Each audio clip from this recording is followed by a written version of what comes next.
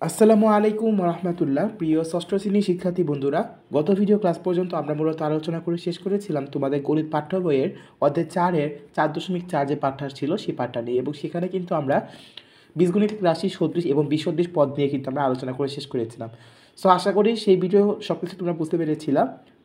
So সেই video সবগুলো তুমি যদি বুঝে থাকো তাহলে এই ভিডিওটা তোমার কাছে অনেক সহজ হবে। তো যারা আসলে এই জিনিসের ধারণা সদৃশ পদ এবং বিসদৃশ পদ কী, তারা চাইলে আমার আগের ভিডিওটা দেখে আসতে পারো। তবে তাও আমি একটু বলে রাখি, আগের ভিডিওতে আমি যেটা বলেছিলাম সেটা হচ্ছে দুইটা বীজগণিতিক রাশির ক্ষেত্রে যদি সাংখ্যিক সহগ একই থাকে তাহলে সেটা হচ্ছে সদৃশ পদ, এবং সাংখ্যিক সহগ যদি ভিন্ন হয় তাহলে সেটা হয়ে যাবে বিসদৃশ পদ। ঠিক আছে? সো এবার চলো আমরা আমাদের 4.5 যে পাঠটা রয়েছে বীজগণিতীয় রাশির যোগ নিয়ে, সো বীজগণিতীয় রাশির যোগ নিয়ে আমরা এই ভিডিওতে আলোচনা করার চেষ্টা করবো। সো বন্ধুরা, চলো আমরা বেশি কথা না বাড়িয়ে আমরা আমাদের ভিডিও আলোচনা শুরু করে দিই। দেখো, দুই বা ততোধিক বীজগণিতিক রাশি যোগ করতে হলে সদৃশ পদ, দেখো সদৃশ পদের সহগগুলো চিহ্নযুক্ত সংখ্যার নিয়মে যোগ করতে হবে। এরপর প্রাপ্ত সহগের ডান পাশে প্রতীকগুলো বসাতে হবে। বিসদৃশ পদগুলো তাদের চিহ্ন সহ যোগফলে বসাতে হবে। সো এবার দেখো কী বলা হয়েছে, এখানে চিহ্ন সহ বসাতে হবে। কিন্তু ফার্স্ট এখানে একটা উদাহরণ রয়েছে, খেয়াল করো। এখানে দেখো দুইটা রাশি রয়েছে, 2a + 4b + 5c, আর এখানে রয়েছে 3a + 2b - 4c। তো সদৃশ পদের ক্ষেত্রে আমরা কি জানি যে চলক একই থাকবে, তবে সাংখ্যিক সহগটা ভিন্ন হয়ে যাবে, তাই না? চলক একই থাকবে কিন্তু সাংখ্যিক সহগগুলো ভিন্ন হয়ে যাবে। সেখানে 2a এবং 3a এদের চলক কিন্তু একই, বাট সাংখ্যিক সহগ কিন্তু ভিন্ন। তাই আমি যেটা করব, এই যে দেখো এখানে খেয়াল করো, 2a এবং 3bকে আমরা একসাথে নিয়ে আসলাম, এবং b এর যেটা আছে 4b এবং 2bকে এটা আমরা একসাথে নিয়ে আসলাম। তারপর আবার 5c আর 6cকে আমরা একসাথে নিয়ে আসলাম। আমরা ব্র্যাকেটের মধ্যে সবগুলোকে ব্র্যাকেটের মধ্যে সবগুলোকে আমি আবদ্ধ করে নিলাম। আর সবার চিহ্ন কিন্তু একই রয়েছে, সবার চিহ্ন কিন্তু একসাথে বসবে।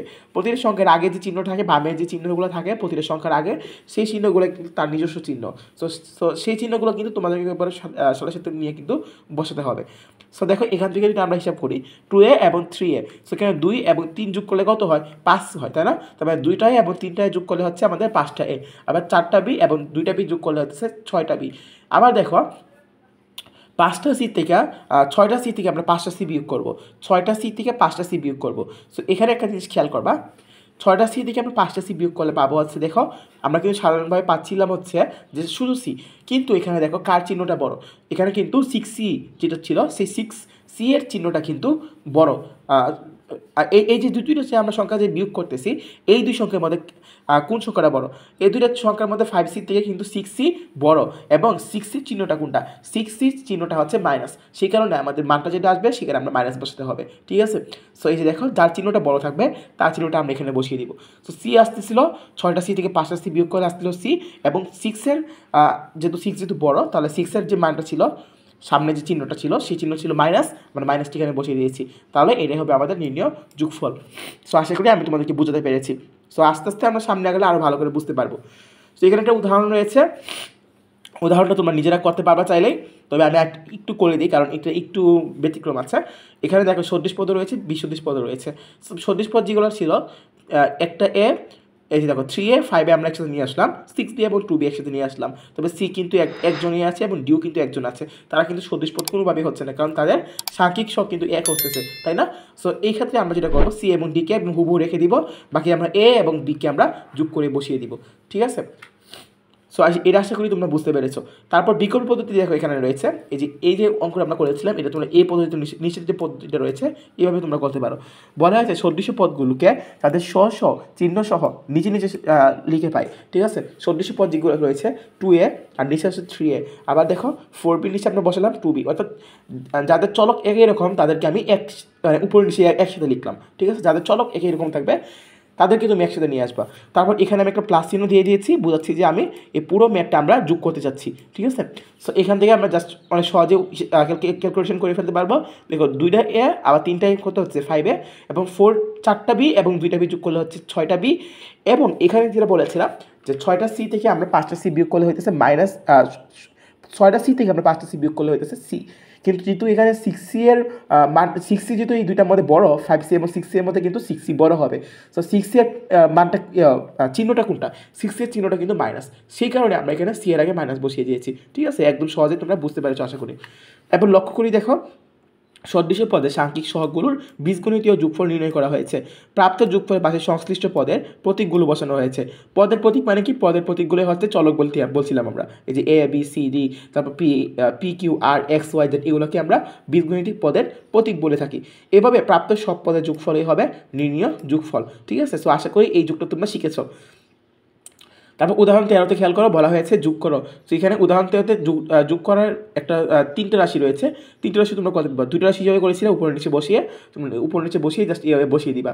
বসানোর ক্ষেত্রে অবশ্যই খেয়াল রাখবা চলক মিল রেখে বসাতে হবে। এই যে এর চলকগুলো সবগুলো এক সিরিয়ালে মিল রেখে বসিয়েছি, বি চলক যেগুলো ছিল সবগুলোকে আমি এক সিরিয়ালে মিল রেখে বসিয়েছি, এবং সি স্কোয়ারগুলোকে আমি আবার এক সারিতে রেখেছি। রাখার পর আমরা জাস্ট যদি হিসাব করে দিই, তাহলে দেখো ফার্স্টে ছিল আমাদের 5-এ আর 1টায়, কয়টা হয়? 6টায়। 6টায় থেকে 3টায় বাদ দিলে হচ্ছে 3-এ। যেহেতু এখানে সর্বোচ্চ বড়কে 5, তাই না? তো 5-এর মধ্যে 5-এর চিহ্ন কি? 5-এর চিহ্ন হচ্ছে প্লাস। সামনে প্লাস থাকলে আমরা জানি দিতে হয় না, তাই না? 5-এর চিহ্ন যদি প্লাস, তাহলে 3-এর সামনে কিন্তু প্লাস বসবে। আবার 3b 4b যোগ করলে হচ্ছে তোমার 7b, আবার 8b থেকে 7b বাদ দিলে হচ্ছে b। কিন্তু এখানে 8b যেটা রয়েছে, 8b চিহ্ন কিন্তু বড়, তাই না? 8b চিহ্ন কিন্তু বড়। 8b কিন্তু এই 3টে সংখ্যার মধ্যে বড়, যে কারণে 8b চিহ্ন কি? বিয়োগ। সেই কারণে আমরা বিয়ের আগে কিন্তু বিয়োগ চিহ্ন দিয়েছি। আবার সি স্কোয়ারের ক্ষেত্রে দেখো 4টা আর 2টা সি স্কোয়ার যোগ করলে 6টা সি স্কোয়ার, আর এখান থেকে একটা সি স্কোয়ার বাদ দিলে হইতেছে আমাদের কয়টা সি স্কোয়ার? এখান থেকে একটা সি স্কোয়ার বাদ দিলে হইতেছে আমাদের 5টা সি স্কোয়ার। বাট এখানে দেখো সর্বোচ্চ এই 3টে সংখ্যার মধ্যে সর্বোচ্চ বড় ছিল 4 সি স্কোয়ার, সেই কারণে 4 সি স্কোয়ারের যে চিহ্ন রয়েছে 5 প্লাস, সেটা আমি বসিয়ে দিলাম এখানে। তাহলে আমাদের নির্ণয় যোগফলটা হবে যেটা 3a - b plus 5c square. তারপর এখানে একটা উদাহরণ রয়েছে যোগ করো। সো এই উদাহরণগুলো তোমাদের উপর ছেড়ে দিলাম, তোমরা নিজেরা করতে পারবে আশা করি। সো এই উদাহরণগুলো তোমরা নিজেরা করবা। আগের 2টা বেসিক যদি তোমরা বুঝে থাকো অঙ্কের, তাহলে এই 2টা উদাহরণ তোমরা করতে পারবা, করে জাস্ট এখান থেকে উত্তরটা একটু মিলিয়ে নিবা। আর যদি সমস্যা হয় তাহলে অবশ্যই আমাকে কমেন্টে জানাবা। লক্ষ্য করি কোনো রাশির আগে কোনো চিহ্ন না থাকলে সেখানে আমরা যোগ চিহ্ন ধরে নিতে হয়। এটা কিন্তু আমরা আগেই আলোচনা করেছি। এরপরে আমরা কাজ যেটা রয়েছে, কাজটা আমরা একটু করবো। সো কাজটা করার আগে তোমাদের কাছে অনুরোধ থাকবে, তোমরা ভিডিওটা পোস্ট করে নিজেরা একটু করার চেষ্টা করো। সো আশা করি তোমরা এইটা চেষ্টাটা করেছ। সো এখন আমরা যেটা করব, এখান থেকে তোমাদের এই উত্তরটা একটু দেখিয়ে দিই, তাহলে তোমরা সহজে এটা একটু কেচ আপ করতে পারবে মাথায়।